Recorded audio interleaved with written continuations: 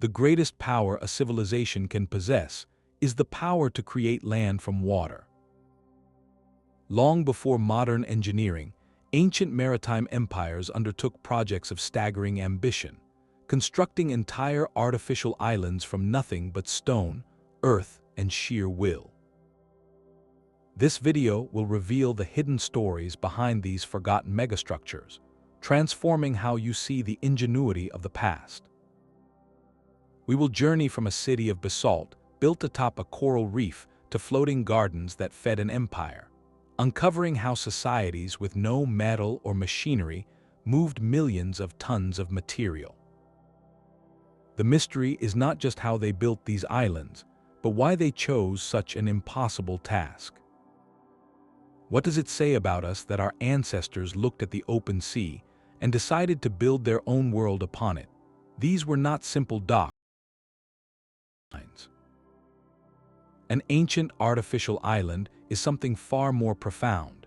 It is land willed into existence, a piece of geography built from scratch in a place where nature provided only open water. To qualify, a site must be a purpose-built structure that rises from a lake, a river, or the sea itself, constructed primarily from materials that were not originally there. Think of it as architecture on a geographic scale. The builders hauled millions of tons of stone, earth, coral, or even sunken ships to create a new foundation upon the waves. This was not about making a harbor better, it was about making a new piece of the world. The scale alone tells a story of immense coordinated effort, of societies mobilizing for a project that might take generations. But the true meaning is found in their purpose. These islands were rarely built for ordinary people to live on. They were elite spaces, often ceremonial centers, royal compounds, or fortified trading hubs that projected power directly from the water. They served as sacred mounts reaching toward the gods, untainted by the old land, or as unsinkable fortresses controlling vital sea lanes. Each one was a statement, a declaration that this empire could not only rule the sea but could reshape it, creating the very ground upon which its authority stood. To understand why an empire would attempt such a monumental task, you must first see the world through their eyes. These were not land-based kingdoms with vast fields and mountain fortresses. They were civilizations born from the water's edge, whose wealth, power, and very identity were tied to the sea. From the merchant princes of Phoenicia sailing the Mediterranean to the master navigators who built Nan in the Pacific, and the ingenious cultures of who farmed vast lake systems. Their common thread was a profound maritime imperative. Their highways were not roads, but sea lanes and lake passages. Their security came not from walls on a hill, but from control of the waves and the choke points between them. Their prosperity flowed directly from trade, fishing, and the unique resources found only in coastal zones. This intimate relationship with aquatic environments did more than just define their economy, it shaped their worldview. It gave them a deep, hard-won confidence in manipulating watery spaces. They understood currents, tides, and how to move heavy loads across water long before they ever considered moving the land itself. This expertise was the essential foundation. You do not decide to build an island in the open ocean unless you are already utterly at home there. The sea was not a barrier for these cultures, it was their domain. And if you rule the domain, why not reshape it to your needs? The need was clear. To protect their trade routes, they required secure, defensible bases far from rival shores. To project their authority, they needed visible, imposing centers of power rising directly from the water. To conduct rituals separate from the mundane world, they sought new, pure land unconnected to the old earth. The artificial island was the ultimate solution, born from both supreme capability and profound necessity.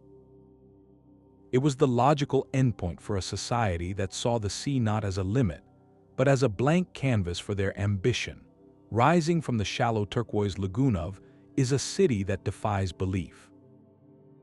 Nan, a name meaning the spaces between, is a vast network of 92 artificial islets, a silent metropolis of stone built entirely upon a coral reef. Its colossal, some towering over 8 meters high, are constructed from immense basalt logs, each one weighing many tons. To stand before them is to confront a profound mystery. This is not the work of an empire with iron, steel, or wheels. The builders of Nan had only stone tools, yet they shaped and transported an estimated 750,000 metric tons of volcanic rock. They moved these megaliths across water, weaving them into a geometric grid of canals and platforms that covers nearly 2 square kilometers. The scale is almost incomprehensible. How do you move a mountain, piece by piece, without metal or machinery? The basalt columns themselves tell part of the tale. They are natural prismatic crystals, formed by cooling lava, which break into remarkably straight, hexagonal logs. The builders likely these ready-made pillars from cliffsides using wooden wedges and water. But then came the impossible journey. Some theories suggest they floated the stones on rafts during high tide. Others propose they used a system of ropes and pontoons, leveraging the buoyancy of the ocean itself. The most enduring local stories speak of magic, of powerful chance that made the heavy stones fly through the air. This legend, while not literal, holds a deeper truth. The real magic was social organization, a collective will so powerful it could achieve what seemed supernatural. For generations, a society mobilized to fulfill a single vision, moving one impossibly heavy stone after another, until a city of kings and priests rose from the sea. This was not just construction, it was an act of world building, a declaration that even the ocean could provide a foundation for a dynasty's divine authority. The true wonder of Nan is not just its scale, but its location. The basalt used to build this city does not come from the island it sits beside. The quarries are on the opposite side of, across miles of dense jungle and rugged volcanic terrain. This means every single one of those colossal stone logs had to be sourced from a distant mountain, then transported overland, and finally moved across open water to the reef. This is the central logistical puzzle of the site. How do you move millions of tons of rock without beasts of burden, without wheels, and without metal tools? The first leg of the journey, from the quarries to the coast, remains one of the most debated aspects. Some researchers suggest a system of wooden sledges and rollers, pulling the stones along paths lubricated with water or plant sap. Others propose they might have used the island's network of rivers during seasonal floods, letting the water itself do the heavy lifting. But the most dramatic challenge was the final marine voyage. The prevailing theory involves a fleet of large outrigger canoes or bamboo rafts. Builders would have lashed the basalt logs beneath or between these vessels, using the natural buoyancy of the wood to keep the stone afloat. They would have waited for a calm day and a high tide, then paddled this incredible cargo across the lagoon, navigating carefully through the reef channels. It was a precarious operation, demanding an intimate knowledge of tides, currents, and weather. One wrong move could sink a raft and lose a stone that took months to quarry. But they did not just move the stone, they also had to create the land to put it on. The coral reef provided a foundation, but it was uneven and submerged. To create stable platforms, workers would have broken coral from the reef itself, piled it into designated areas, and filled the gaps with smaller stones and rubble. This created artificial mounds that rose above the high tide line. Only then could the meticulous work of stacking the basalt logs begin, layer upon layer, interlocking them without mortar to form those towering, resilient walls. This entire process, from quarry to finished islet, points to something beyond engineering. It reveals a society of breathtaking organization. This was not a project that could be completed in a single lifetime, or even 10. It required a sustained, multi-generational effort, a shared vision passed down from elders to children. A complex social hierarchy must have been in place to coordinate the labor of thousands, to feed and house them, and to maintain the specialized knowledge of stonemasons and navigators. The construction of Nan was a civilization's defining project, a centuries-long testament to what human cooperation can achieve when united by a common, almost sacred, purpose. But why would a society invest such immense effort into building a city on the water? The answer lies in the very nature of power. Nan was not a city for the people.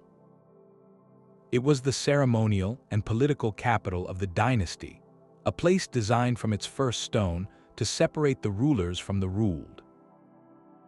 Its artificial, isolated nature was not a logistical challenge to overcome, it was the entire point. By constructing their capital on a manufactured reef, the chiefs created a physical and spiritual moat between themselves and the common population living on the main island. Access was controlled by the tides and by permission, turning the labyrinth of canals into a natural security system. Within this aquatic fortress, specific islets served highly specialized purposes. One platform was dedicated entirely to the ritual preparation of food for the elite. Another housed the sacred canoe, a vessel of immense spiritual significance. There were separate islets for priests to conduct ceremonies, for warriors to gather, and for the ruling family itself to reside in compounds built with the largest, most precisely fitted stones. Every aspect of life here was orchestrated to reinforce a social order. The common people could see the city shimmering on the horizon, a permanent, imposing monument to a power that seemed as eternal and unmovable as the basalt it was built from. They supplied the labor and the food, but they could not freely walk its streets. This separation was profoundly symbolic. They were not just political leaders, they were intermediaries with the gods. By living on land they had literally conjured from the sea. They positioned themselves as existing in a realm between the human world and the divine. Their authority was not of the earth, it was of a new, sacred geography they alone had created. The exhausting, generations-long construction project was therefore also a brilliant political strategy. It constantly demonstrated the dynasty's ability to command unimaginable resources and labor. It made their power visible, tangible, and utterly unique. In this way, the stones of Nan were more than walls. They were the very pillars of an ideology, holding up the idea that some people, by their very location, were closer to the gods than others.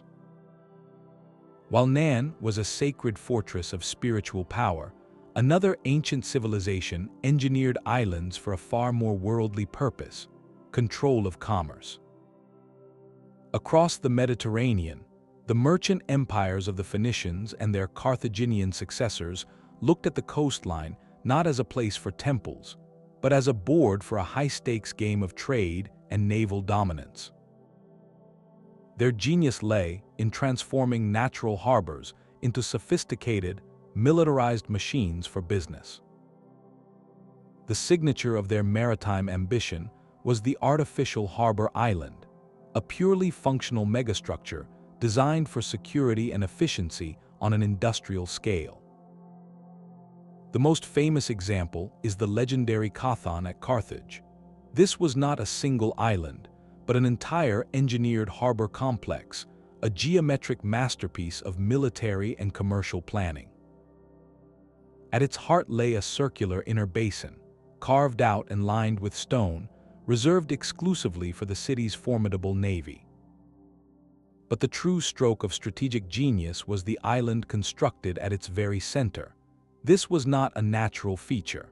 It was a massive, man-made platform rising from the dredged harbor floor. Upon it stood the admiral's headquarters, a tall command tower that gave a panoramic view of every ship entering or leaving. The design was ruthlessly logical. The circular inner harbor, surrounded by high walls and docks, could securely shelter over 200 warships. The central island acted as both an operational nerve center and a final defensive stronghold. Any enemy ship that miraculously breached the narrow, fortified entrance would find itself trapped in a killing zone, exposed to attack from all sides, with this fortified island citadel at its core. It was a harbor designed to be a sanctuary for its own fleet and a deadly trap for any other. This was maritime power expressed not in mystical terms, but in cold, hard geometry of control. This pragmatic philosophy was perfected earlier on the island of a vital Phoenician stronghold off the coast of Sicily. Here, the challenge was different. Had a good natural harbor, but it was vulnerable to attack from the mainland and to silting from coastal currents. The Phoenician solution was characteristically direct and massive. They constructed a long, artificial causeway, nearly a kilometer in length, connecting their island city to a smaller, barren islet just offshore. But they did not stop there. Using the same technique of dredging and piling, they then expanded this islet into a substantial, fortified artificial island that guarded the harbor mouth. The result was a complete transformation of the seascape. They turned a single island into a protected, interconnected hub. The causeway allowed for the movement of goods and people, while the new artificial island served as a fortified breakwater and military outpost, controlling access and providing early warning. It created a calm, deep water anchorage safe from both storms and enemies. You see the core Phoenician mindset in action. Every modification to the coastline served a dual purpose: to enhance security and to streamline the flow of commerce. The artificial structures were functional components in a larger system, like gears in a clockwork mechanism of trade. They built not to reach the gods, but to protect the ledger, to secure the trade routes that brought silver from Spain, tin from Britain, and purple dye from their own shores to the entire ancient world. These harbor islands were the ultimate expression of a commercial empire's priorities. They were unsinkable fortresses of capitalism, where the primary ritual was not a sacrifice to a deity, but the unloading of cargo and the signing of contracts. Their enduring legacy is not one of spiritual awe, but of a breathtakingly modern understanding of logistics, security, and economic power, all literally built from the up. The Cothon of Carthage was a machine carved from coastline. Its circular inner harbor, a perfect geometric form imposed upon the chaotic sea, was an engineering marvel designed for a single purpose: to house and protect the lifeblood of the empire, its navy. Unlike the sacred basalt of Nan, this was a fortress built from cut limestone and precise calculation. The entire basin was excavated and lined with massive, fitted stone blocks, creating a smooth, controlled interface between water and architecture. This was not a natural anchorage improved by human hands. It was a completely manufactured aquatic arena. The most ingenious feature was a sophisticated system of sluice gates. These were not simple openings, but carefully engineered valves controlling the flow of seawater between the outer commercial harbor and this inner sanctum. Their purpose was twofold. First, they allowed for the circulation of water, flushing out silt and debris to keep the basin at a consistent, navigable depth, a critical concern for maintaining a ready fleet. Second, and more brilliantly, they functioned as a defensive mechanism. In a crisis, the gates could be sealed, isolating the warships in a protected inland lake, while the outer harbor might be engaged in battle. The fleet's security was absolute. Surrounding this circular pool were rows of covered ship sheds, long, vaulted galleries built right into the harbor wall. Here the city's famed, the most advanced warships of their age, could be hauled safely ashore for maintenance, repair, and storage out of the punishing Mediterranean sun and away from corrosive seawater. This transformed the harbor from a mere parking lot into a fully integrated naval base. Every element, from the water quality to the ship's hulls, was managed. This reveals a mindset focused on sustained operational readiness, a system built for perpetual dominance. The contrast with a site like Nan could not be starker. Where the Pacific builders sought to create a separate spiritual realm, the Carthaginians engineered for ruthless efficiency. Their artificial island and its surrounding mechanics were not about reaching the gods, but about controlling the sea lanes that fed their wealth and power. The stone here served strategy, not ceremony. It was a testament to a society that viewed the sea as a surface to be mastered, its challenges, like silt, decay, and enemy attack, as engineering problems to be solved with gates, dredges, and geometry. This was hydropolitics in stone, a declaration that the greatest empire was the one that could not only sail the waves, but could redesign the very shore to serve its fleet. Yet across the world, another civilization engineered islands not for gods or fleets, but for food. In the high-altitude basin of the Valley of Mexico, the Aztec Empire faced a geographical paradox. Their magnificent capital was an island city in the middle of a vast lake, a strategic marvel. But the surrounding land was marshy and unsuitable for feeding a metropolis that would swell to perhaps 200,000 people. Their ingenious solution was not to conquer more farmland, but to manufacture it, acre by fertile acre, from the lakebed itself. They created the, often called floating gardens, though they were anything but floating. These were permanent, rectangular artificial islands, a grid of lush farmland woven directly into the shallow waters of lake.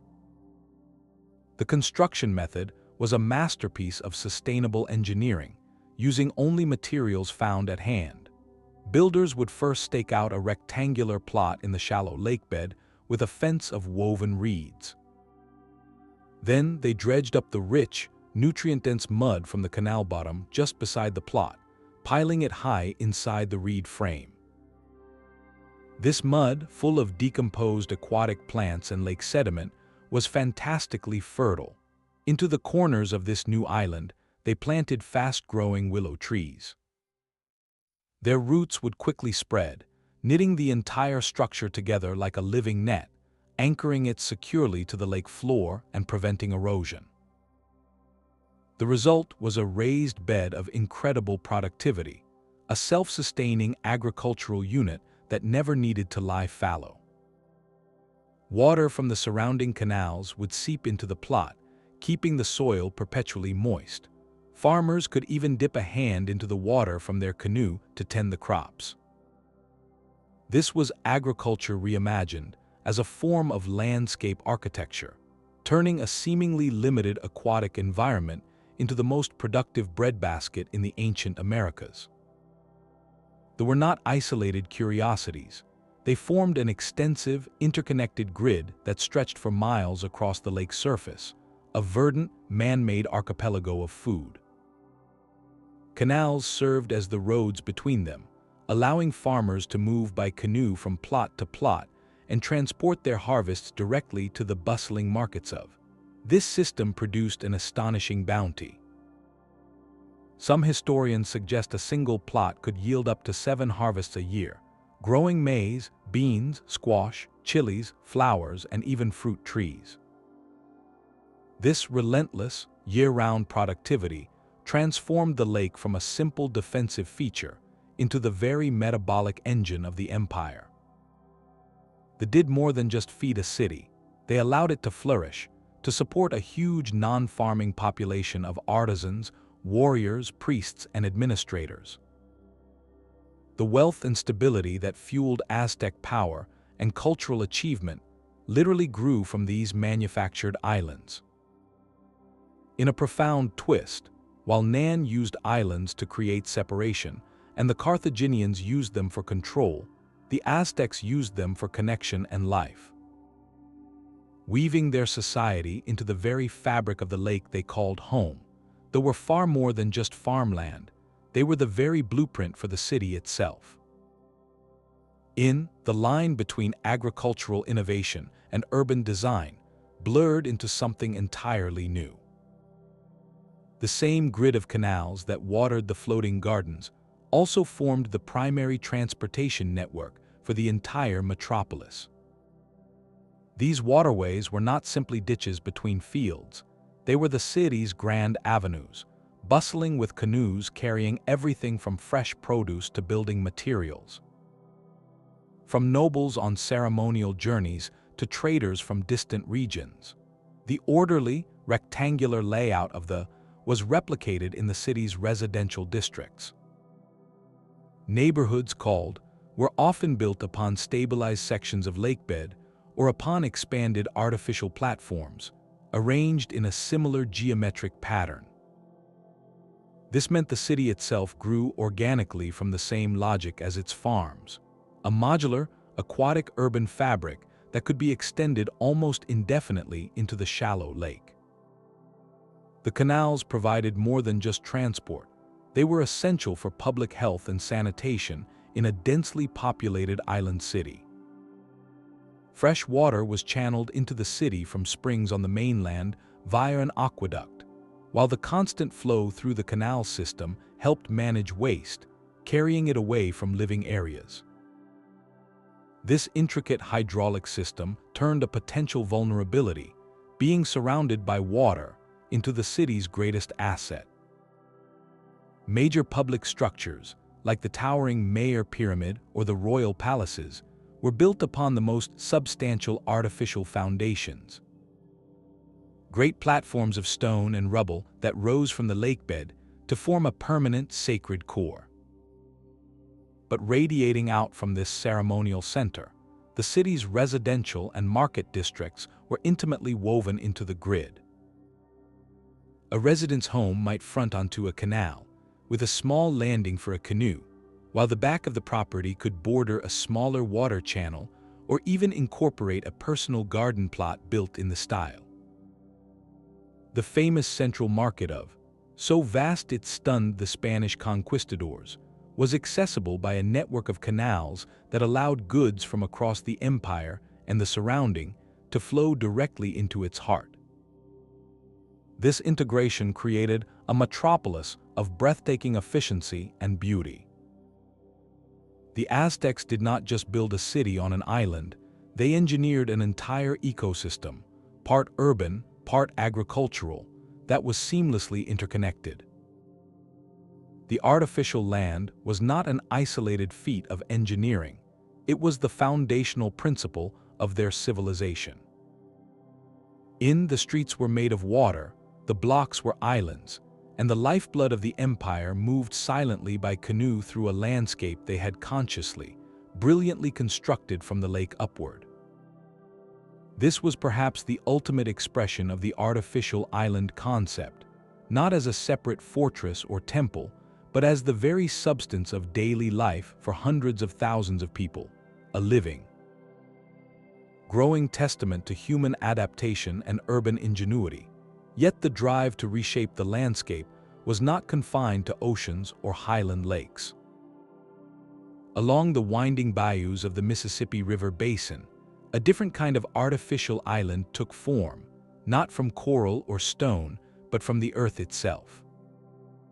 Here, a sophisticated society, we now call the Poverty Point culture, engineered a monumental complex of earthen ridges and mounds over 3,000 years ago. This was a society without kings in the traditional sense, without a written language, and without the wheel. What they possessed was a profound understanding of their riverine world and a collective vision expressed in staggering amounts of moved soil. The central feature of the site is not a single pyramid, but a grand, C-shaped series of 6 concentric, semicircular ridges, each one rising several meters high. From the air, the pattern is unmistakable, a giant, segmented bullseye opening toward the river. These ridges were not natural hills. They were entirely hand-built, basket load by basket load, from an estimated 2 million cubic meters of earth. This was land created deliberately, a raised, geometric platform sculpted onto the low, flood-prone plain. Between these massive ridges lay broad, flat plazas, creating a vast, tiered amphitheater facing the water. The scale is almost impossible to grasp from the ground. Walking along the crest of one of these ridges, you are traversing an embankment wide enough for several people to walk abreast, a constructed landform that curves gracefully for hundreds of meters. This was not haphazard piling of dirt. It was landscape architecture on a continental scale, a precise and intentional design laid out with a sophisticated knowledge of geometry and astronomy. Aligning with solar positions, the ridges likely served as elevated foundations for residential structures, lifting homes above the damp ground and seasonal floods. While the central plaza became a communal stage for gatherings that could have included thousands. It was, in essence, an artificial island complex made of soil, a safe, dry, and socially organized haven carved from the very mud of the Mississippi floodplain. The material choice is deeply significant. Where others used enduring stone to make statements of eternal power, the Poverty Point builders used earth, a malleable, living material. They did not quarry and transport foreign rock.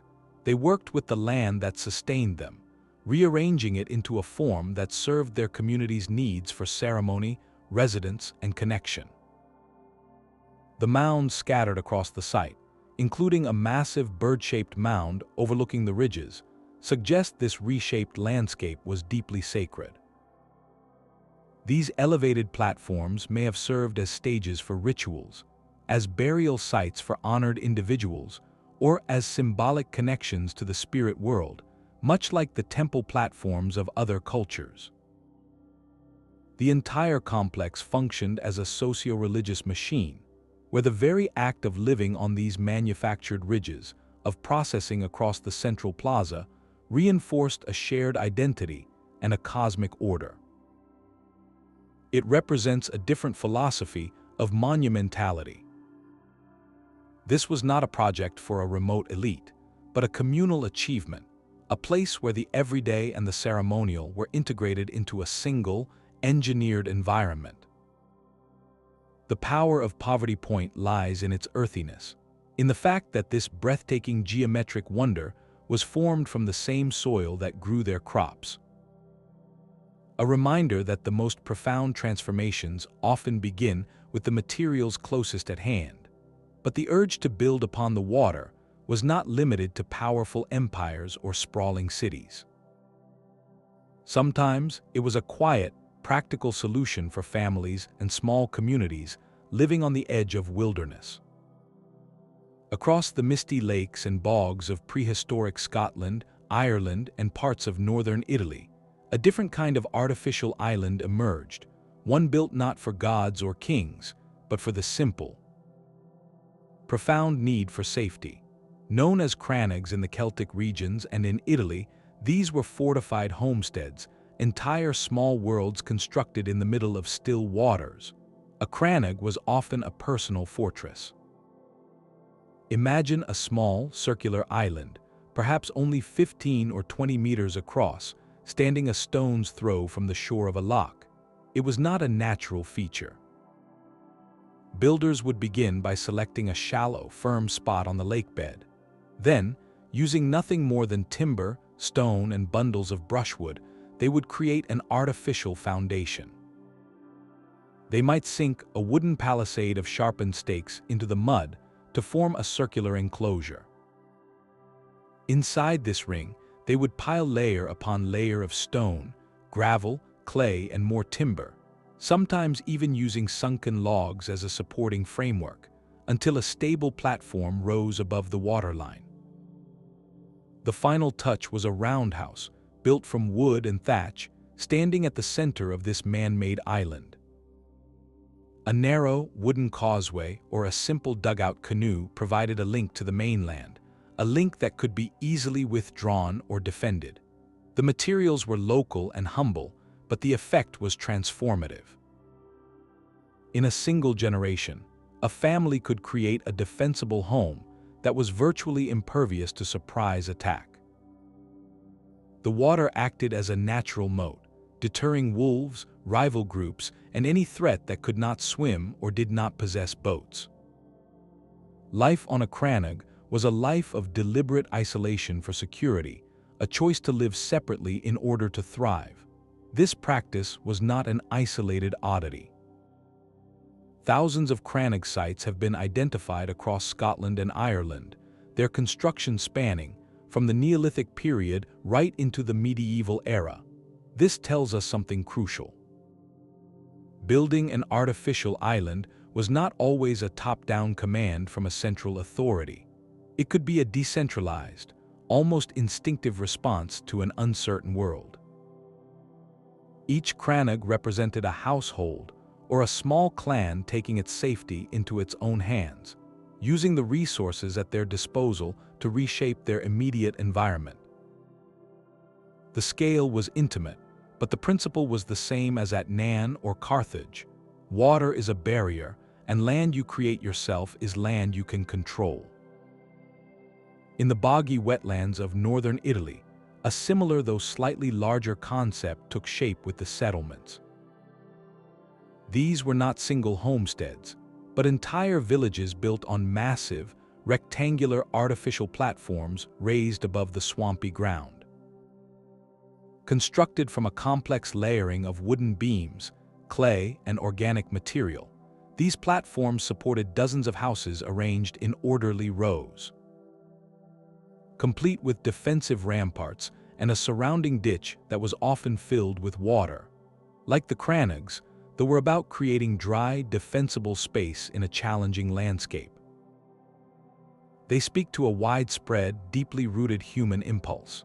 When the land is wet, when neighbors are unpredictable, or when resources are scarce, the solution is not always to flee or to fight on open ground. Sometimes, the most ingenious answer is to build your own ground, to stake your claim on a little piece of security you fashioned with your own hands from the water and the woods.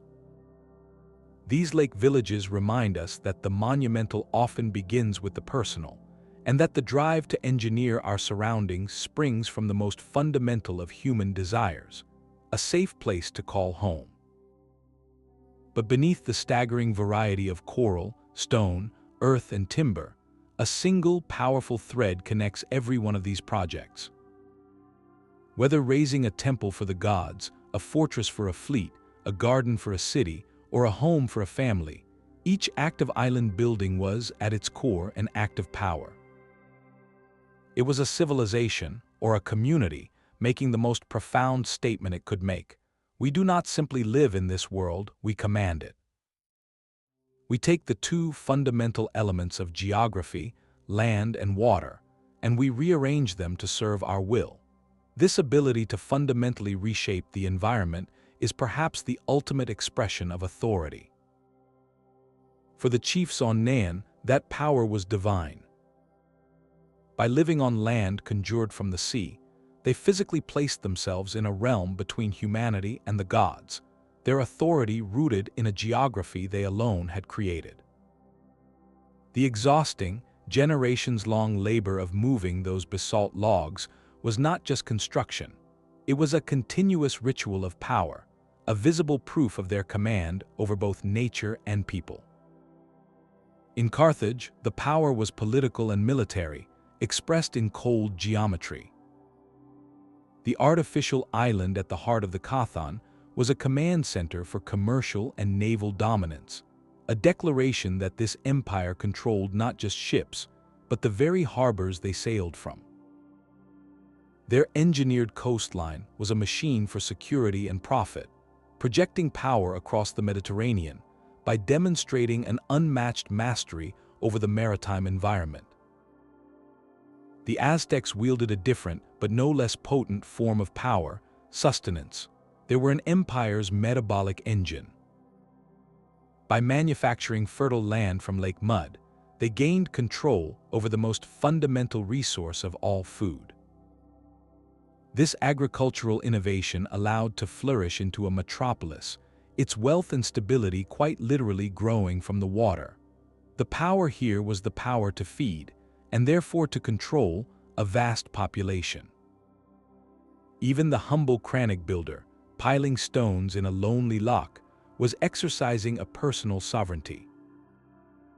In a dangerous world, the power to create a secure, defensible home from nothing but water and will was the ultimate form of self-determination.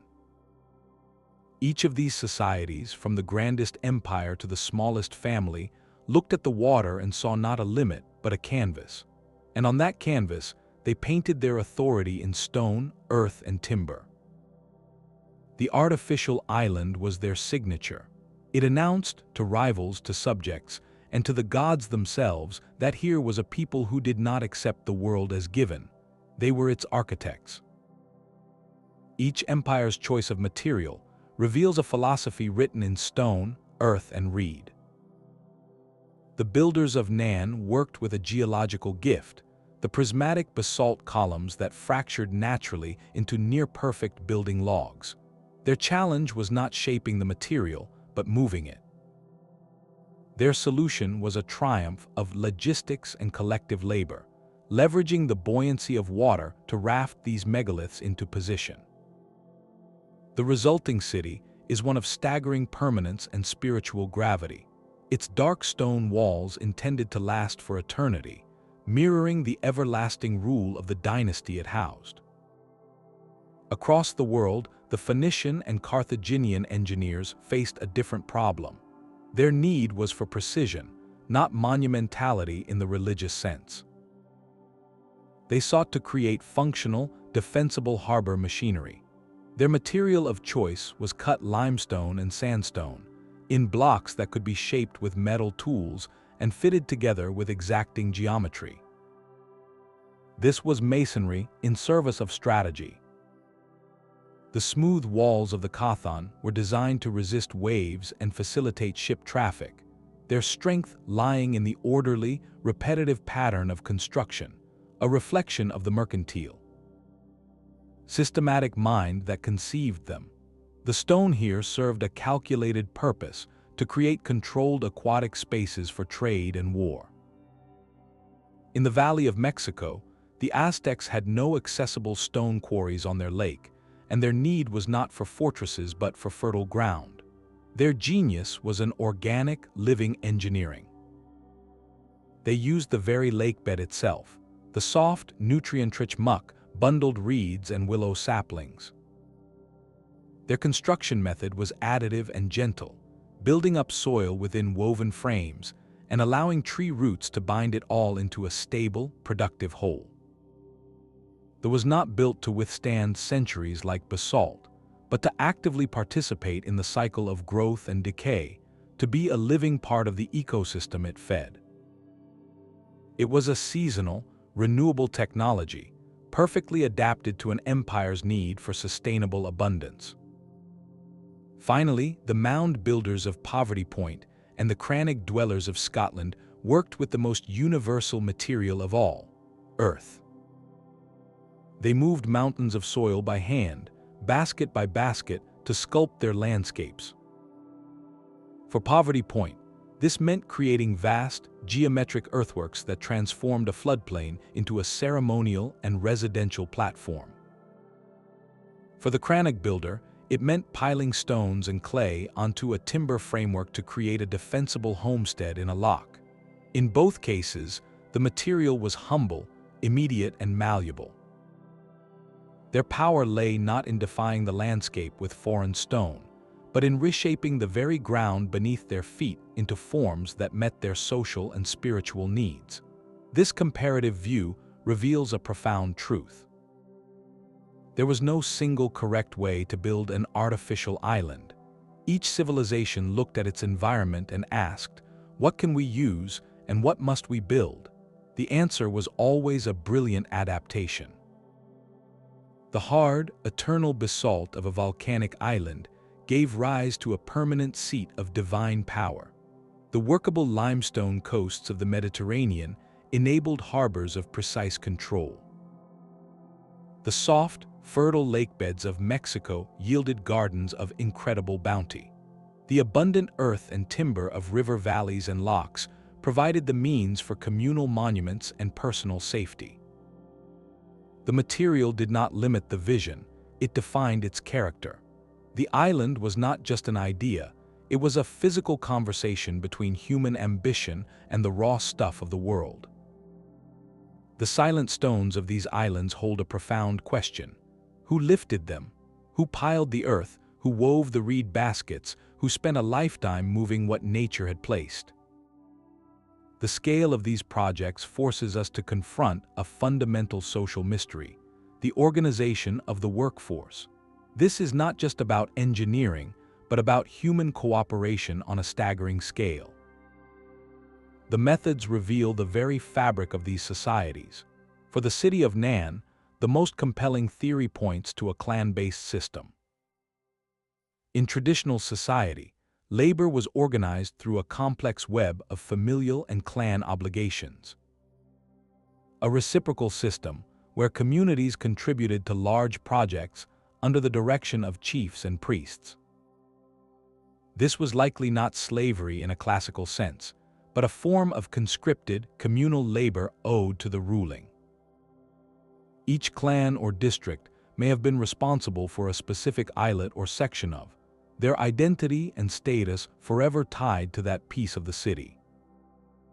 The work was a sacred duty, a necessary contribution to maintaining cosmic and social order, motivated by a blend of religious belief, social pressure, and the promise of communal prestige.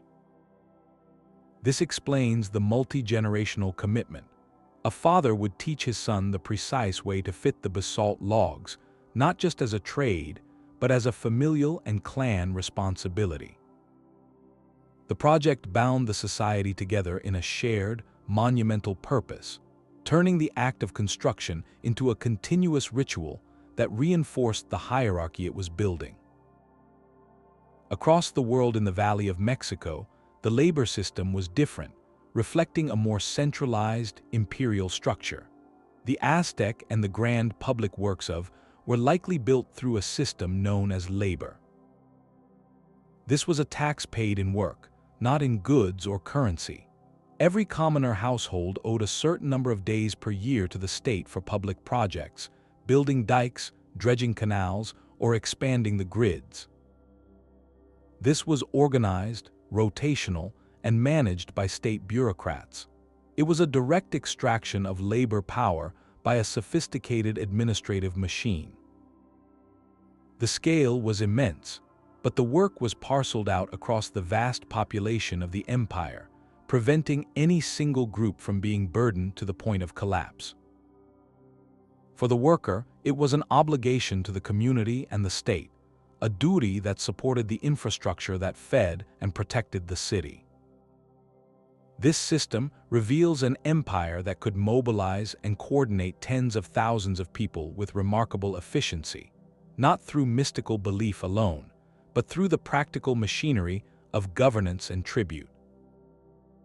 In the Mediterranean, the picture becomes more varied.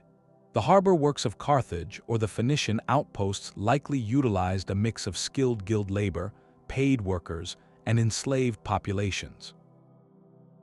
The precision stonecutting for the Cothon sluice gates required masons with specialized, guild-protected knowledge, likely working for wages or as part of a professional class. The brute force work of dredging and moving fill, however, may have fallen to enslaved prisoners of war or to a lower class of laborers. This combination speaks to a stratified, economically complex society where different kinds of work held different social values. The humble crannog builder, in contrast, represents the simplest and most personal form of this labor. The cooperative work of a single family or small kin group, building their own security with their own hands. Each model clan obligation, state, mixed skilled and unskilled labor, or family cooperation, paints a distinct portrait of social organization. The choice was not random. A society that built through religiously motivated clan labor was reinforcing its spiritual and kinship bonds. A society that built through state-administered was demonstrating the reach and power of its bureaucracy. The method of construction was a mirror, reflecting what that civilization valued, how it organized itself, and how it motivated its people to achieve the impossible. The true monument was not just the island, but the society capable of building it. The stones themselves may have been oriented toward something beyond the horizon. For cultures that lived by the rhythms of water, the movements of the stars and sun were not mere spectacle. They were the ultimate map and calendar, governing seasons, voyages, and sacred ceremonies. There is compelling evidence that some of these engineered landscapes were deliberately aligned with the heavens, transforming them from simple constructions into vast, three-dimensional, linking the power of the ruler with the eternal order of the cosmos. At Nan, the very layout whispers of celestial intention. The main ceremonial center, known as Nan, is oriented along a distinct axis that some researchers believe aligns with the rising of certain key stars, or with solar events like the equinoxes. The massive walls are not haphazard. They create a precise, angular geometry against the fluid curves of the reef and ocean. This alignment would have served a profound dual purpose. Practically, it could have functioned as a giant, fixed navigational marker for the master mariners of, a permanent reference point visible from the sea. Guiding canoes safely through the labyrinthine reef passages back to the seat of power. Symbolically, it tied the dynasty directly to the celestial realm. By anchoring their city to the path of the sun or a significant star, they were asserting that their authority was as fundamental and unchanging as the cycles of the sky itself. The architecture became a statement written in stone and alignment, declaring that the order of the heavens was mirrored in the order of their rule on earth. Far across the Pacific, the great earthworks of Poverty Point present an even more striking case of celestial engineering. From the ground, the concentric ridges are an impressive feat of earth-moving. But from an aerial or geometric perspective, their design reveals a breathtaking sophistication. The 6 giant, C-shaped ridges are not perfect semicircles. They are segmented into distinct aisles, creating a complex radial pattern. Research suggests this grand layout was deliberately aligned with solar events, specifically the solstices. On the longest and shortest days of the year, the sun would have risen and set in precise relationship to these earthen embankments, perhaps casting shadows down the aisles or illuminating specific mounds within the complex. This was not a coincidence. It means the builders, over 3,000 years ago, possessed and applied precise astronomical knowledge, using it to shape the very land they lived on. The entire site can be seen as a giant earthen clock and calendar, its geometry encoding their understanding of time and the cosmos. For a society without written records, this engineered landscape was their library and their temple, a place where the community could gather to witness and reaffirm their connection to the cosmic cycle.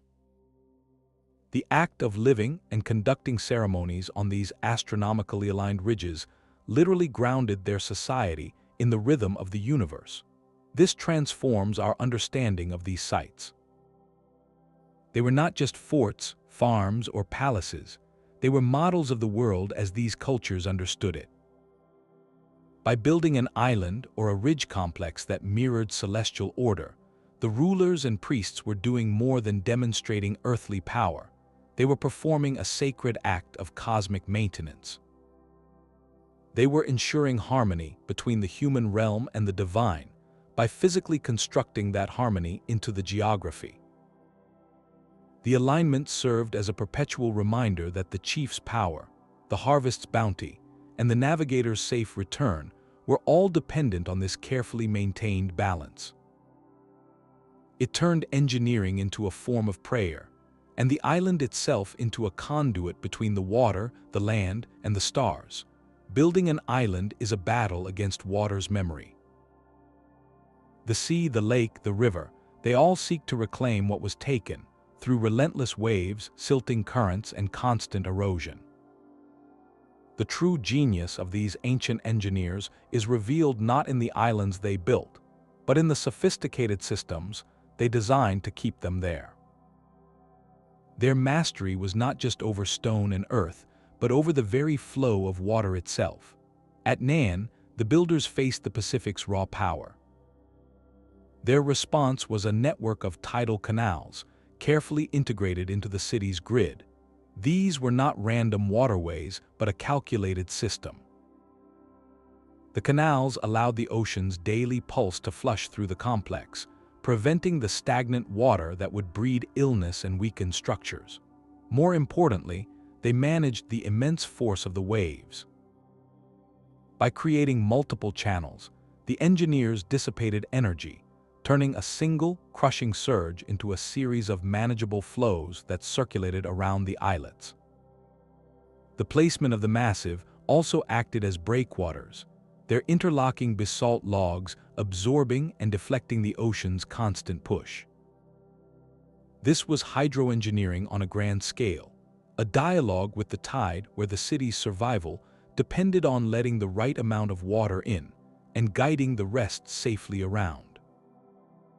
Across the world in the Valley of Mexico, the challenge was precision, not brute force. Agriculture was a ballet of hydration. Each rectangular plot was bordered by canals, and the water level within those canals was everything. Too high, and the roots would drown; too low, and the crops would wither. Aztec farmers developed an intimate, system-wide management practice. They used simple, movable wooden sluice gates and strategically placed weirs made of stakes and woven reeds to control the flow between larger canals and the smaller channels servicing individual plots. During the rainy season, these gates could be opened to drain excess water, preventing flooding. In the dry season, they could be closed to conserve the precious liquid, ensuring every remained perfectly moist through capillary action from the canal below. This was not a set-it-and-forget-it system. It required constant, communal vigilance, a shared understanding of the entire lake's hydrology passed down through generations. The farmer's knowledge turned the entire grid into a living, breathing organism that thrived on regulated water. For the harbor architects of the Mediterranean, the eternal enemy was silt.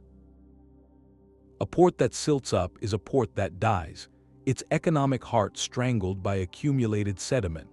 The Phoenician and Carthaginian engineers were masters of combating this natural process. Their artificial harbors, like the Cothon at Carthage, were designed with circulation in mind. The clever use of sluice gates between the inner and outer harbors was not just for defense.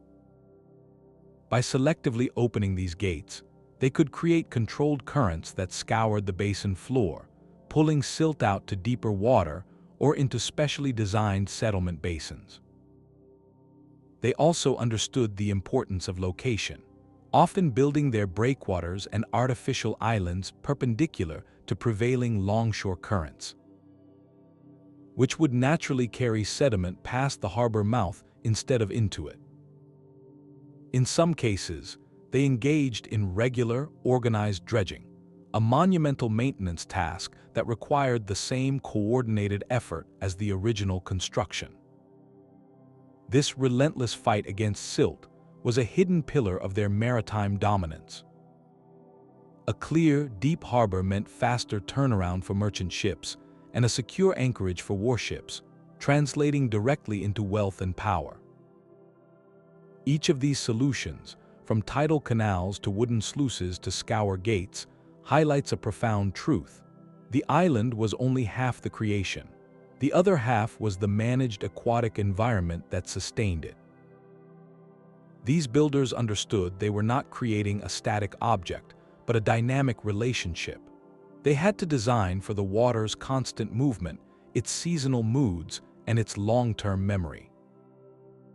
The most enduring artificial landscapes are those that work with the hydrology, not against it, incorporating the flow of water into their very blueprint. This invisible engineering, the silent management of currents and levels, is what turned these daring constructions from temporary triumphs into legacies that lasted for centuries. Yet even the most brilliantly engineered landscapes are not immune to time's slow tide. The silent canals of Nan and the abandoned grids of lake stand as stark reminders that human ambition, however grand, exists within a delicate ecological balance. Their stories of decline are not simple tales of conquest, but complex narratives of environmental strain and societal change. At Nan, the very engineering that sustained the city may have contributed to its undoing.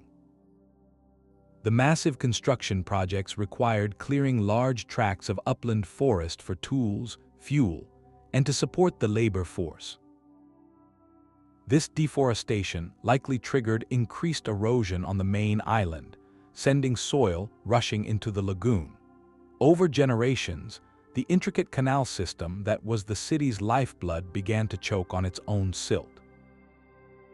The channels, designed for tidal flushing, grew shallow and stagnant. This environmental stress would have made the city less livable, undermining its symbolic purity and practical function.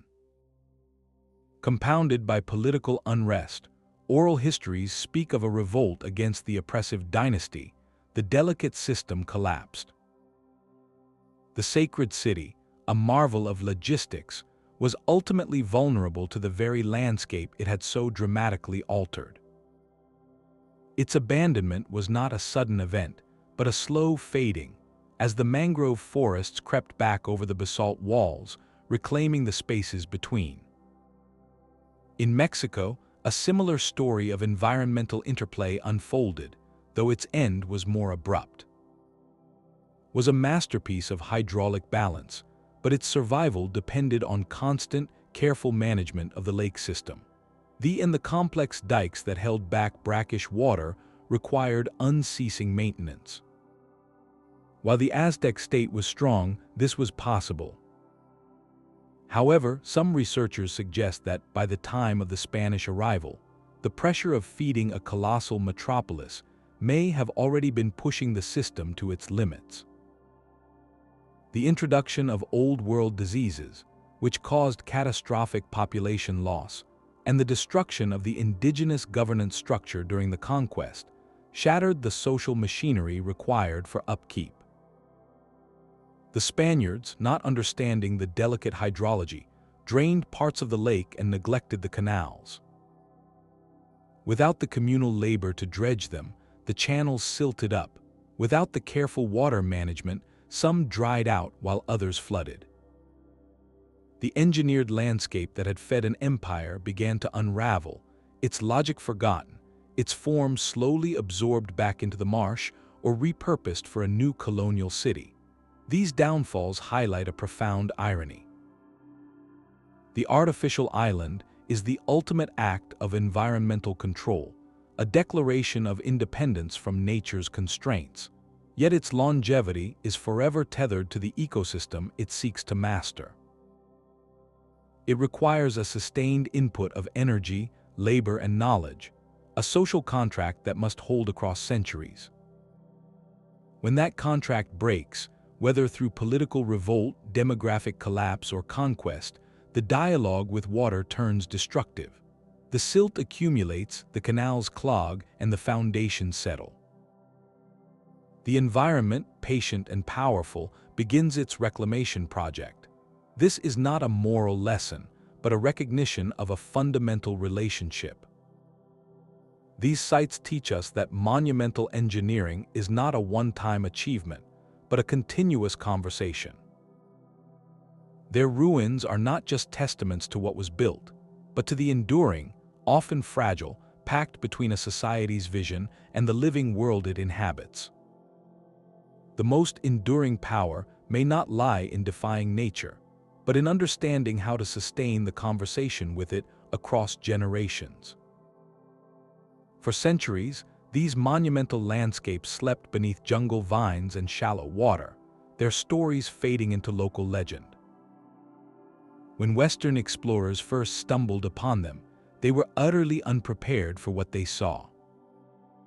Confronted by the colossal basalt walls of Nan, rising from a remote Pacific lagoon, or the geometric earthworks of Poverty Point in the American heartland, their minds reached for the only explanations their own culture provided: myths of lost continents and vanished super races.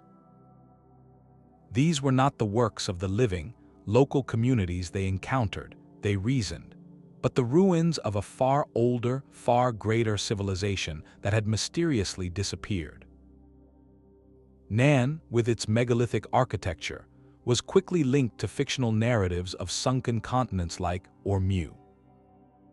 The sheer scale and precision seemed to demand a builder with advanced, even magical, technology, a narrative that conveniently overlooked the sophisticated knowledge of the island's own descendants. Similarly, when early European observers saw the remnants of in the Valley of Mexico, they often mistook the orderly grids for natural formations. Unable to conceive of such extensive landscape engineering by the ancestors of the people they had conquered. The great mounds of Poverty Point were attributed to a mysterious mound builder race, distinct from and superior to Native American cultures, a theory born more from prejudice than evidence. These initial misinterpretations were a profound failure of imagination. They revealed an inability to credit contemporary indigenous peoples with the genius of their own ancestors, preferring instead to invent phantom civilizations. This created a double loss. It robbed living cultures of their monumental heritage, and it buried the true historical puzzles under layers of romantic fiction. The real mystery was not who could have built these places, but how the societies that clearly did build them accomplished such feats. This gap between wild speculation and local truth created the perfect, messy foundation for a new science to enter. The stage was set not for treasure hunters, but for archaeologists with trowels and surveying equipment, ready to listen to the land itself and ask different, quieter questions. The true story of these islands lay buried not just in the earth, but in centuries of misconception. To uncover it, archaeology needed new eyes. The old methods of excavation, while invaluable, could only reveal fragments, a single wall, a handful of artifacts. To understand the entire engineered landscape, to see the grand design as the builders themselves saw it, required a technological leap. Today, tools born from satellites and lasers are peeling back the jungle canopy and the murky water, revealing these ancient sites in a way no human eye has seen for 1,000 years. One of the most revolutionary is LiDAR, which stands for light detection and ranging. Imagine an archaeologist flying over the dense rainforests of Central America or the swampy bayous of Louisiana, not with a camera, but with a laser scanner. It fires millions of light pulses toward the ground. Most hit the leaves and branches, but a fraction slip through, striking the solid earth below. By measuring the time it takes for each pulse to return, a computer can digitally strip away every single tree, every bush, and create a pristine, three-dimensional map of the ground surface. What was once an impenetrable green blanket becomes a detailed topographic model. At sites like Poverty Point, LiDAR has revealed the astonishing geometric precision of the earthworks with stunning clarity, showing subtle alignments and features that were completely invisible from the ground. It allows researchers to see the entire site as a unified, intentional design, a master plan written in soil. For places like Nan, where vegetation has reclaimed the ruins, similar technology helps map the full extent of the canal network and the foundations of islets now hidden by mangroves, letting us trace the original blueprint of the city. But what about the islands that have vanished beneath the waves or sunk into the mud? Here, the investigation moves from the sky to the depths. Underwater archaeology has transformed from a hunt for sunken treasure into a meticulous science of context. Using sonar that works like underwater LiDAR, magnetometers to detect buried structures, and precise dredging techniques, researchers can map entire submerged landscapes without disturbing them. They are finding that many artificial islands were part of much larger complexes. What appears today as a lonely crannog in a Scottish loch might have been connected by a now-submerged causeway to others, forming a small aquatic community. In the Mediterranean, detailed scans of harbor floors around ancient Phoenician ports reveal the ghostly outlines of breakwaters and quays that have slipped beneath the sea level, showing how these engineered spaces evolved over centuries.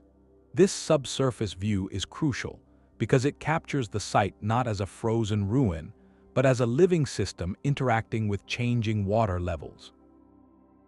Perhaps the most intimate clues, however, come from something seemingly mundane: mud.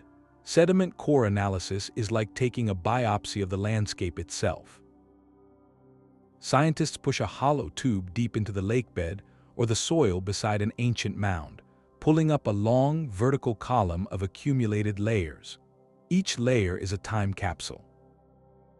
By analyzing the pollen grains trapped within, they can reconstruct exactly what plants were growing in the area at different periods, revealing when deforestation occurred for construction at Nan, or how the agriculture changed the local ecology of lake. They find microscopic fragments of charcoal from ancient fires, seeds from cultivated crops, and even traces of insect life. In the canals cores have shown layers of clean silt, followed by layers filled with organic waste and pottery shards, creating a direct timeline of when the canals were actively maintained and managed, and when they began to clog and fall into disuse after the conquest. This environmental data turns the soil into a history book, telling a story of human impact, climatic shifts, and the slow, often unintended, consequences of monumental building. Together, these technologies are answering questions that puzzled explorers for generations. They are revealing construction sequences, showing that an island like a crannog was often built in phases, expanded over a lifetime. They provide precise dates through techniques like radiocarbon dating of organic materials found in the cores or in construction layers. They are mapping precise layouts, showing that what looked like a random pile of stones was actually a carefully planned foundation. Most importantly, they are shifting the narrative away from mystery for mystery's sake and toward understanding. The goal is no longer to ask who could have built this, but to comprehend how a society organized itself, how it interacted with its environment, and what daily life was like for the people who called these engineered worlds home. The laser pulse and the sediment core do not see magic. They see logistics, adaptation, and the profound human signature left upon the land and water. The laser and the core sample reveal the physical blueprint, but they cannot hear the stories.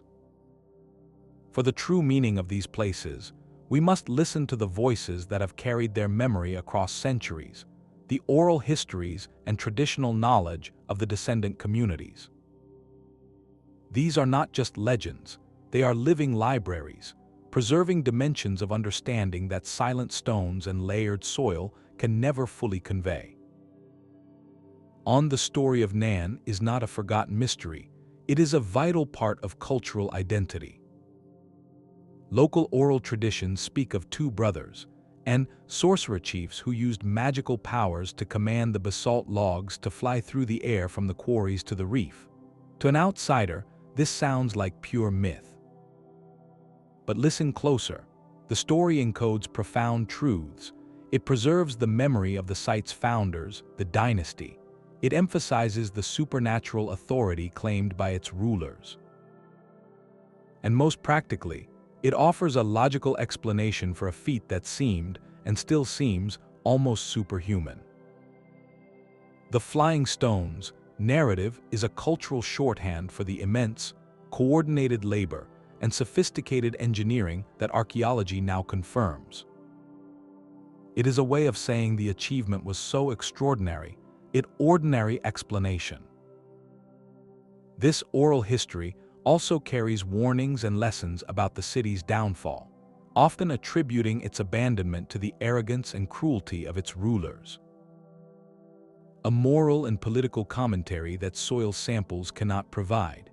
It frames the ruins not as a neutral archaeological site, but as a place of ancestral power, pride, and caution.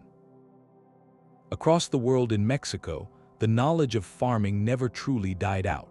In the floating gardens of south of Mexico City, you can still find farmers, or practicing techniques passed down through countless generations. Their knowledge is not written in manuals, but in the rhythm of their hands and the wisdom of their elders. They know which aquatic plants indicate fertile mud, how to weave the willow frames to best anchor a new plot, and the precise water levels needed for different crops. This is applied living science, a continuous thread connecting the present to the Aztec past. When archaeologists study remains, they see static structures. When one looks at the same canal, they see a dynamic living system. Their traditional knowledge fills in the gaps of daily practice, of seasonal rituals, of the social cooperation required to maintain the water flow, details that leave no direct archaeological trace.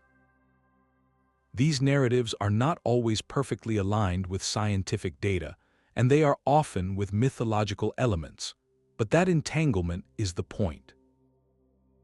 The myth carries the cultural weight, the emotional truth, and the social values attached to the place. It tells us not just how something was built, but why it mattered, how it felt to live there, and what its legacy means for people today. The scientific data gives us the how of logistics and environment, a timeline of events. The oral history gives us the why of meaning and memory, a timeline of significance. One is not more true than the other, they are different kinds of truth, and together they create a far richer, more human understanding. To only study the stones is to see a magnificent machine. To also listen to the stories is to finally meet the people who built it, loved it, and remembered it long after the last stone was laid. But when we confront ruins of such staggering scale, a space opens for speculation. The sheer physical challenge of building a place like Nan has, for some, seemed to demand explanations beyond what we traditionally attribute to ancient societies. Alternative theories have emerged, suggesting these islands are the work of a lost, technologically advanced civilization, or perhaps even visitors from beyond our world. These ideas often point to the same evidence: the multi-ton basalt logs, the precise fitting of stones without mortar, the remote location, and ask a compelling question. How could people with only stone tools possibly achieve this? Proponents of these views might argue that the legends of flying stones are not metaphors, but fragmented memories of real, sophisticated machinery now lost to time.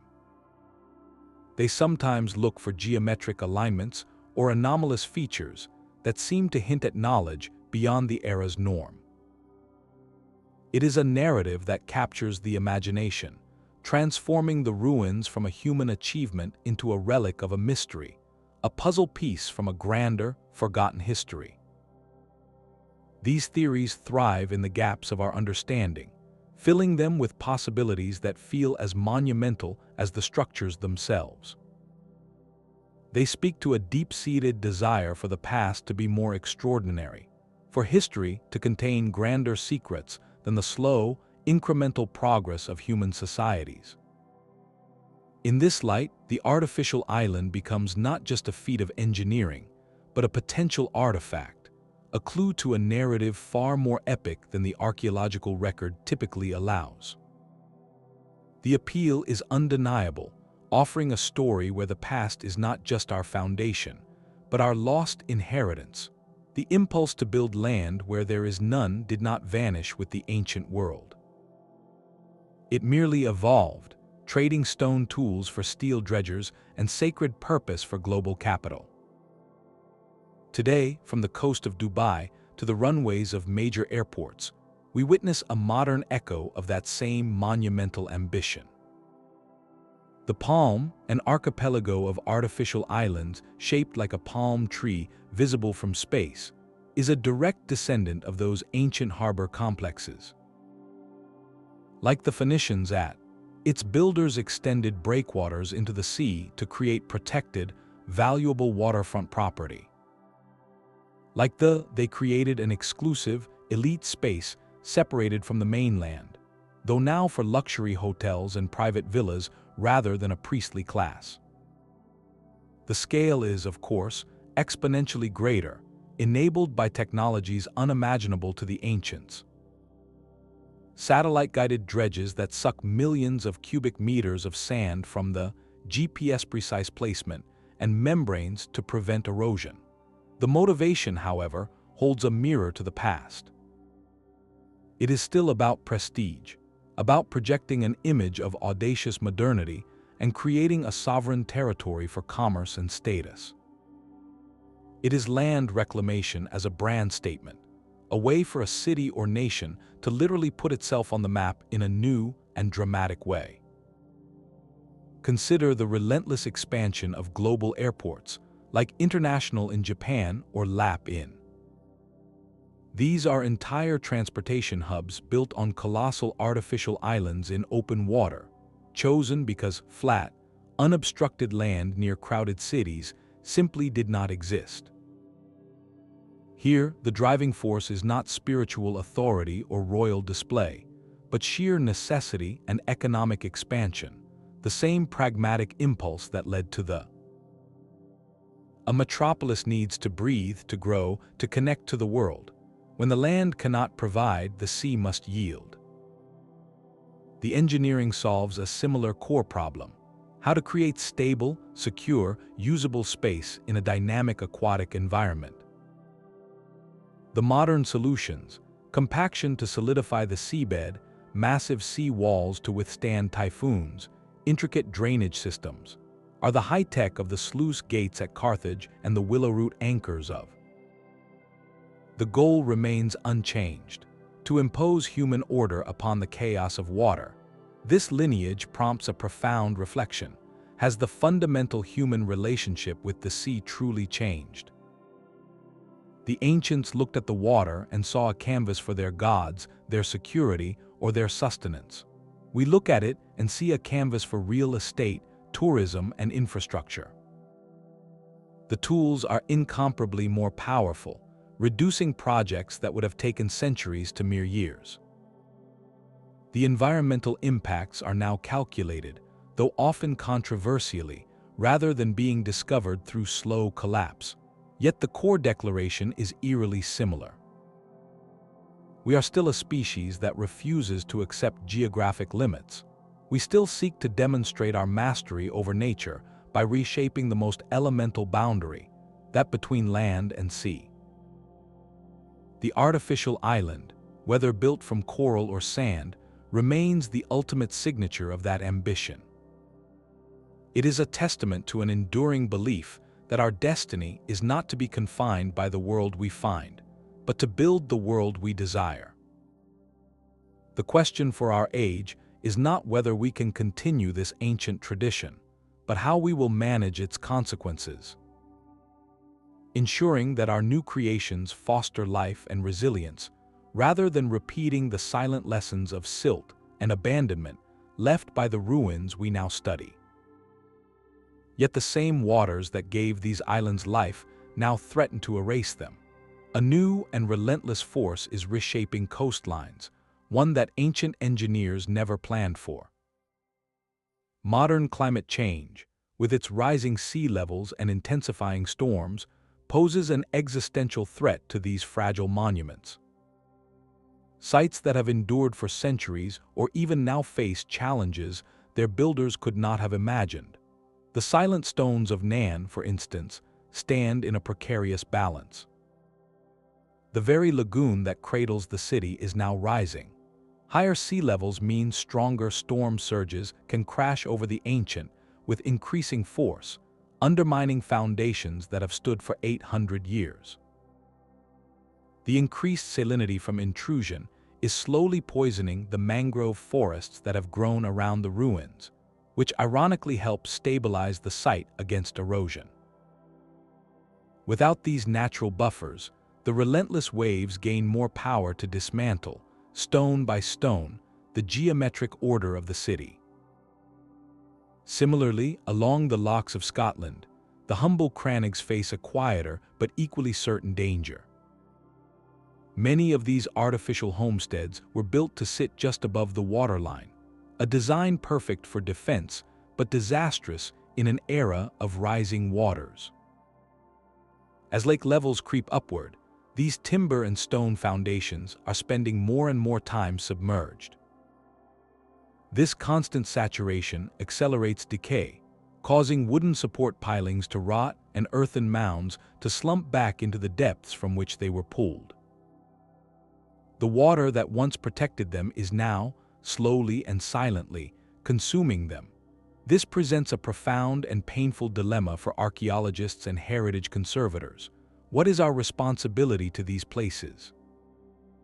One path involves massive, costly engineering interventions, building modern breakwaters around Nan, installing permanent pumps to lower water levels around Crannogs, or even attempting to relocate structures stone by stone to higher ground. Such projects are astronomically expensive and risk turning an ancient site into a modern construction zone, potentially damaging its authenticity and spiritual significance for descendant communities. The other path is one of careful documentation and managed retreat. This approach accepts that some sites may be lost and focuses on using every available technology, from three-dimensional laser scanning to detailed photogrammetry, to create perfect digital records of everything before it disappears. It is a race to preserve memory, if not the physical object. This philosophy asks a difficult question. If these islands were born from a dialogue with the water, is their eventual reclamation by the sea a natural part of their story? Perhaps our role is not to freeze them in time, but to witness and record their final chapter with respect, ensuring that when the last stone slips beneath the waves, its story does not vanish with it. The choice is never simple, caught between a desire to save the physical evidence of human genius and the acknowledgement that all things, even stone, are temporary in the face of planetary change. These magnificent ruins have surrendered many secrets, yet some of their most fundamental questions remain open, actively debated in research labs and field reports. For Nan, the exact mechanics of moving those basalt logs is the central puzzle. We know they were rafted, but the precise method, the design of the rafts, the number of workers, the specific routes across the lagoon, is still being modeled and tested. Each new simulation offers a glimpse into the monumental coordination required, yet the full picture of that ancient logistics chain remains just out of reach. In the Mediterranean, the scale of Phoenician and Carthaginian engineering continues to expand with each underwater survey. Sonar mapping reveals more submerged breakwaters and keys, suggesting their network of artificial harbors was even more extensive than the historical records indicate. The true total of these modified ports, each a node in a vast commercial web, is a number archaeologists are still working to compile, a testament to an empire whose maritime footprint we are still measuring. Within the vanished canals of, demographers pore over soil cores and colonial documents, trying to calculate the maximum population the system could sustain. Estimates vary widely, from 100,000 to over 200,000. Pinpointing that number is crucial, for it defines the upper limit of Aztec urban achievement and the incredible productivity of their manufactured farmland. And at poverty point, the greatest mystery is not how it was built, but why it was eventually left behind. What combination of environmental shift, social change, or external pressure caused a society to walk away from such a profoundly invested landscape? There is no evidence of invasion or sudden disaster. The departure appears to have been a deliberate, slow unraveling, a choice that is perhaps the most difficult for us to understand.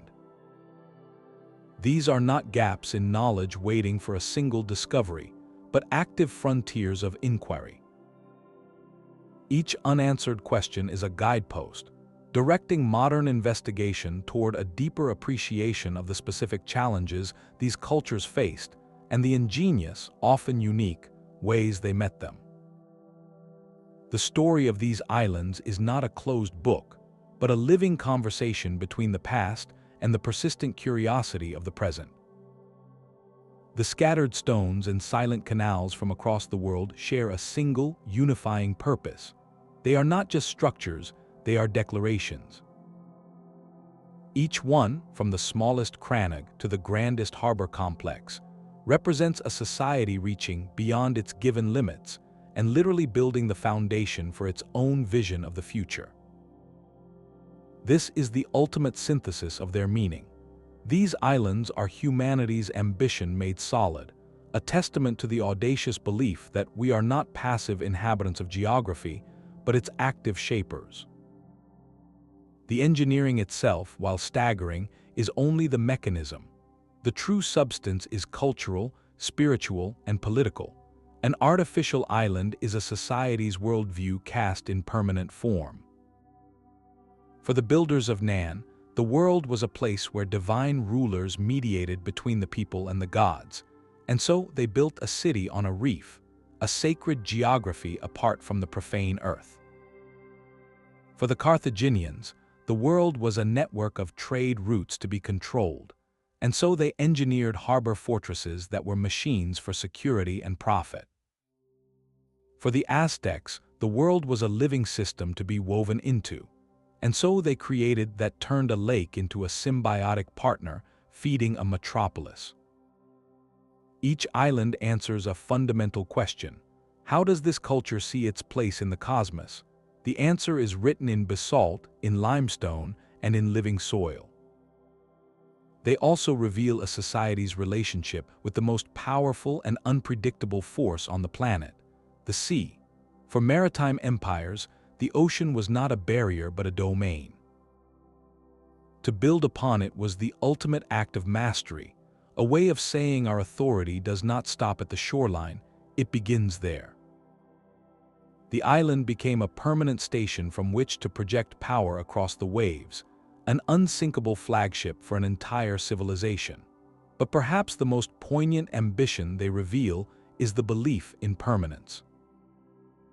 These projects required generations of sustained effort, a bet that the social order, the religious beliefs, and the royal lineage they served would endure long enough to see them finished. Laying the first stone for a project your great might complete is an act of profound faith in the future. It is a declaration that our values, our gods, and our name will echo through centuries. The stones were meant to be forever. In this light, their eventual silence, whether through abandonment, conquest, or environmental change, adds a layer of deep resonance to their story. They remind us that all ambition, no matter how grand, exists within the flow of time. Yet their very presence, their stubborn refusal to vanish completely, continues to speak. They tell us that the human spirit is, at its core, a builder. When confronted by a limit, whether it is a lack of farmland, a need for security, or a desire to touch the divine, our most fundamental response has often been to reshape the very ground beneath our feet. We look at the empty horizon, at the open water, and we do not see an end. We see a beginning. We see a place to make our mark, to inscribe our beliefs into the landscape itself. These islands are that inscription. They are the signature of humanity on the pages of geography, a permanent record of our endless, restless drive to not only inhabit our world, but to recreate it in the image of our deepest needs and highest aspirations. From the remote Pacific to the Mediterranean and the highland lakes of the Americas, a single, profound idea emerged again and again. Societies separated by vast oceans, with no possible contact, independently looked upon the water and decided to build their own world upon it.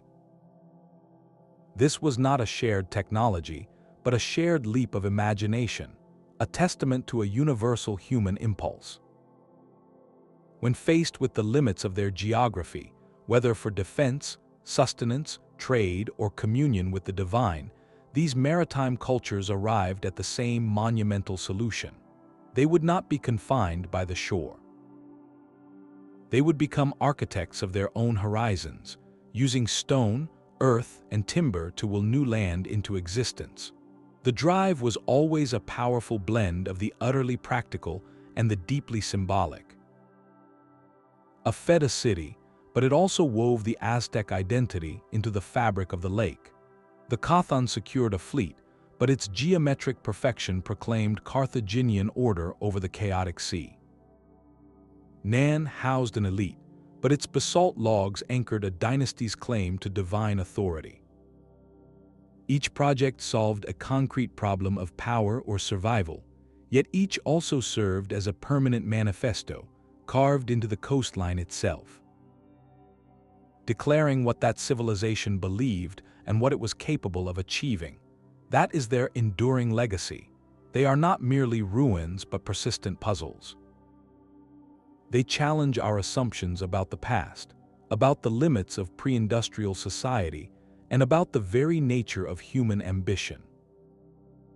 They force us to ask how people without modern tools could coordinate such staggering labor, and what belief was so powerful it could fuel generations of effort. These questions continue to inspire archaeologists, engineers, and storytellers, drawing us back to their silent canals and weathered walls, searching for clues in the soil and in the stars. Their stories remind us that the landscapes we inherit are not always natural. Some are chosen, designed, and painstakingly built, reflecting the dreams of those who came before us. So we turn the question to you. Of these ancient wonders, which engineered island captures your imagination the most? Is it the mystical megalithic city of Nan, the ruthless commercial logic of a Phoenician harbor, the living, breathing grids, or the humble, personal safety of a Crannog? Share your thoughts and let the exploration continue.